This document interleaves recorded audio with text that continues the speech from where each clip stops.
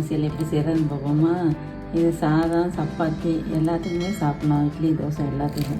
கருணக்கிழங்கு ஒரு 6 கிழங்கு எடுத்து தண்ணியில் போட்டு நல்லா மண் இல்லாமல் கழுவிக்கணும்.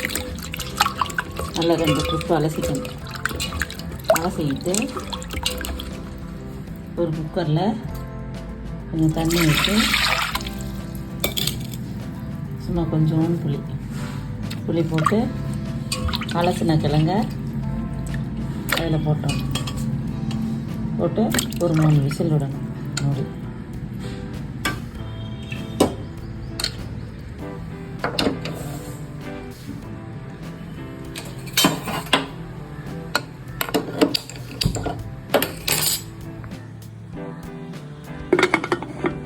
மூடி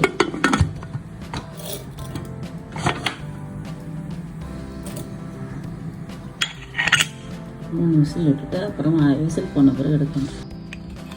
விசில் போன பிறகு வந்து கிழங்க மட்டும் தனியாக எடுத்து வெளியில் வச்சுக்கணும். எடுத்து உரிச்சு வச்சுக்கணும்.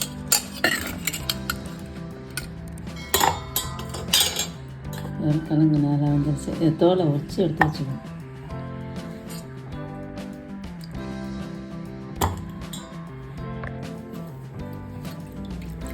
கொஞ்சம் போல புளி எடுத்து ஒரு நெல்லிக்காய் சைஸ் புளி எடுத்து கரைச்சி அந்த கருணக்கிழங்குல ஊற்றிக்கணும்.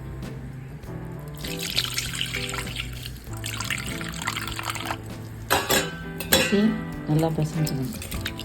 நல்லா மாவு மாதிரி பிசைஞ்சுக்கணும். கிழங்கு அந்த மாதிரி பிசைஞ்சோடனே அதுக்கு தேவையான உப்பு, கொஞ்சம் போல் மஞ்சத்தூள், 1 ஸ்பூன் மிளகாத்தூள் போட்டு அதை நல்லா கரைச்சிக்கணும்.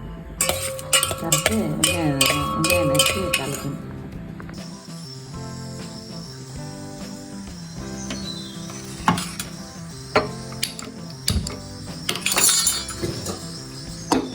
வடை சட்டியை வச்சு சட்டி காய்ச்சணுங்க.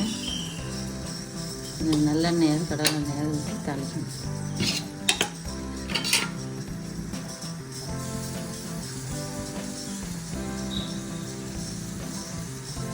எண்ணெய் காய்ச்சோன்னே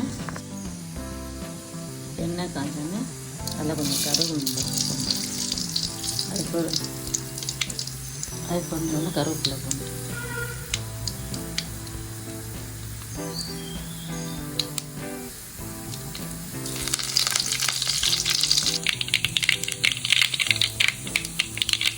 அதுக்கு வெங்காயத்தில் நல்லா வச்சுட்டு கொஞ்சமாக போட்டு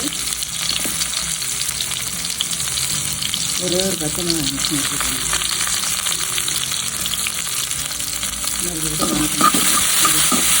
கொஞ்சம் லைட்டாக கிளம்பி வரையும் வணக்கணும். இந்த மாதிரி வதங்கினோடனே ஒரு தக்காளி பழம் அதை நறுக்கி அதில் போட்டணும்.